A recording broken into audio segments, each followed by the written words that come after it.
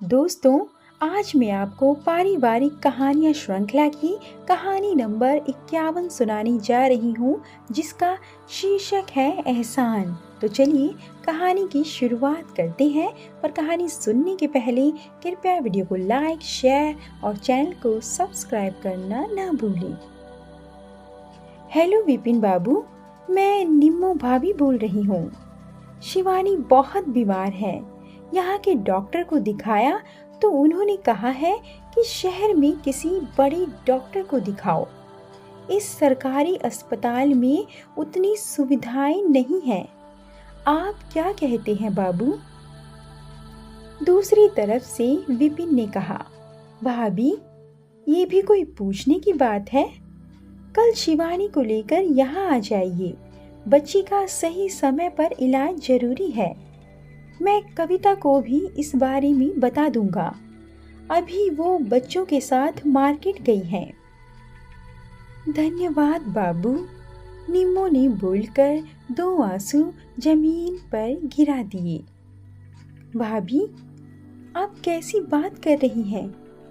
मैं कोई पराया तो नहीं हूँ। आप ये धन्यवाद कहकर पराया मत बनाइए। जल्दी आ जाइए, विपिन ने कहा और फोन रख दिया। अब कविता को समझाना विपिन के लिए चुनौतीपूर्ण था, क्योंकि वो जानता था कि कविता ने हमेशा सिर्फ और सिर्फ निम्मो भाभी का अपमान ही किया है।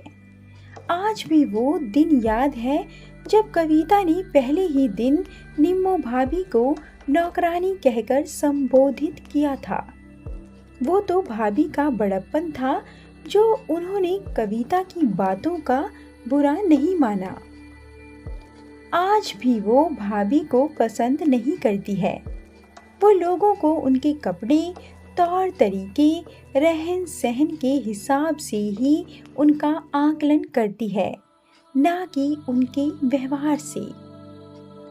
अभी इस सोच में डूबा था तभी कि कविता और बच्चे मार्केट से वापस आ गए। बच्चों ने विपिन से लिपट कर कहा, पापा, आज हमने बहुत मजे किए। मॉम ने हमारे लिए बहुत सारे कपड़े खरीदे और हमने चाउमीन खाया और कोक भी पिया। तभी कविता ने कहा, चलो अब जाओ, पहले हैंड वॉश करके कपड़े चेंज कर लो। कविता, जरा सुनो, विपिन ने पुकारा। हाँ बोलो, क्या है? अच्छा जाओ, पहले फ्रेश होकर आओ, फिर बताता हूँ, विपिन ने सोचते हुए कहा। कुछ देर के बाद कविता आई तो विपिन ने कहा, कविता, निम्मो भाभी का फोन आया था। शिवानी बहुत बीमार है। विपिन की बात बीच में काटते हुए कविता बोली, तब तो वो पैसे मांग रही होंगी, भेज दो पैसे। इस पर विपिन ने गुस्से से कहा, तुम हमेशा उन्हें गलत समझती हो। उन्होंने पैसे नहीं मांगे। डॉक्टर ने बच्ची को बड़े अस्पताल में इलाज कराने के लिए कहा है। अच्छा, अब समझी, वो यहाँ आएंगी, इसलिए इतना घुमा फिरा कर बातें कर रहे थे। हाँ, और मैं यह चाहता हूँ कि तुम उनके साथ अच्छे से पेश आओ, समझी? कविता बिना कुछ बोले वहाँ से चली गई और बच्चों के कमरे में जाकर सो गई। दूसरे दिन निम्मो भाभी शिवानी को लेकर शहर आई। विपिन उन्हें रेलवे स्टेशन से घर ले आया। कविता ने उन्हें देखकर खुश होने का दिखावा किया। तभी निम्मो भाभी ने पूछा, बच्चे कहाँ हैं? दिखाई नहीं दे रहे हैं। बच्चे स्कूल गए हैं, कविता ने बताया। कविता ने उन्हें स्टोर रूम में ठहरा दिया। विपिन ने कहा, भाभी, मैं आज डॉक्टर से अपॉइंटमेंट ले लूँगा। इतना कहकर वह ऑफिस के लिए निकल गया। शाम को विपिन बच्चों को लेकर आया। निम्मो भाभी को देख छोटे बेटे साहिल ने कहा, ये मेड सोफे पर क्यों बैठी है? विपिन ने साहिल को डांटते हुए कहा, ये तुम्हारी बड़ी माँ है। तभी आगे बढ़कर कविता ने कहा, बुरा मत मानिएगा भाभी, शायद इसने आपके कपड़े को देखकर ऐसा कहा। निम्मो भाभी झेप गई, लेकिन कविता मन ही मन बहुत खुश हुई। परिस्थिति को सामान्य बनाते हुए विपिन ने कहा, बेटा, किसी इंसान का आकलन उसके कपड़ों से नहीं होता, बल्कि उसके व्यवहार से होता है। चलो दोनों बड़ी माँ को नमस्ते करो। दोनों बच्चों ने उनके पैर छुए। निम्मो भाभी ने उन्हें खूब आशीर्वाद दिया और अपने कमरे से एक पोटली ले आई, जिसमें नमकीन और खजूर था। उन्होंने बच्चों को दिया। विपिन ने कहा, भाभी, आज भी आपको मेरी पसंद का ख्याल है? इसे मुझे दे दीजिए, बच्चों को शायद ये पसंद ना आए। ये पिज़्ज़ा और नूडल खाने वाले बच्चे हैं। तभी बेटी चिंकी ने एक खजूर लेकर खा लिया और उसने कहा, पापा, ये तो बहुत टेस्टी है।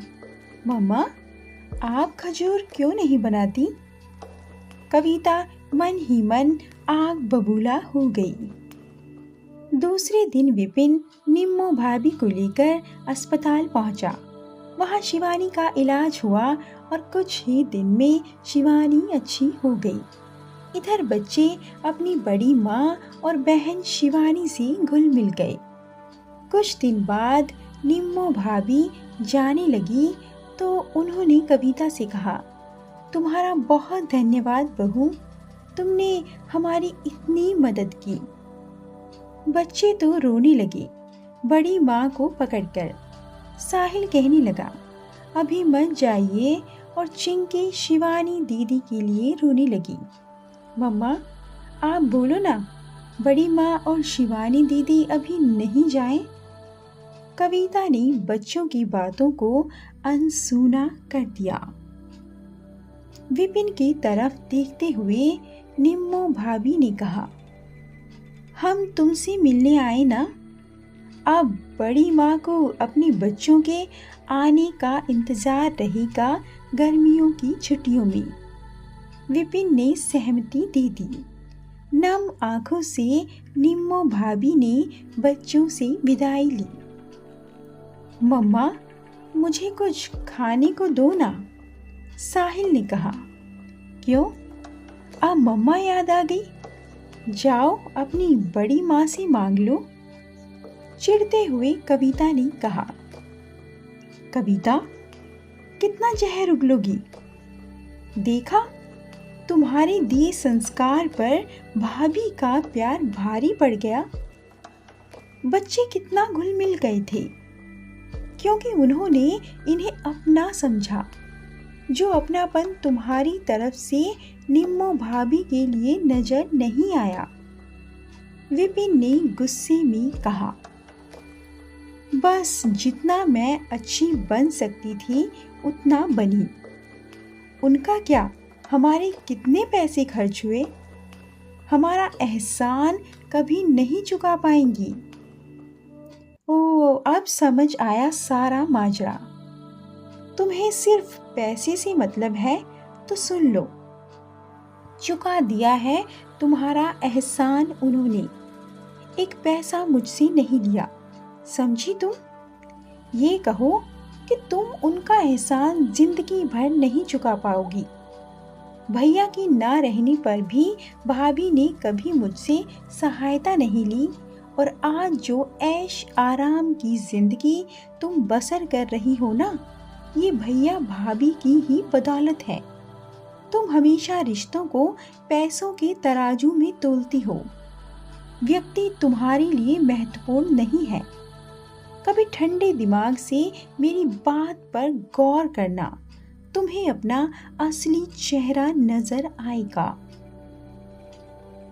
कविता को अपने किए पर पछतावा हुआ, लेकिन अब समय निकल चुका था। भाभी जा चुकी थी। दोस्तों, आपको कहानी कैसी लगी? कमेंट करके ज़रूर बताएं और ऐसी अधिक कहानियों के लिए कृपया वीडियो को लाइक, शेयर और चैनल को सब्सक्राइब करना ना भूलें। धन्यवाद।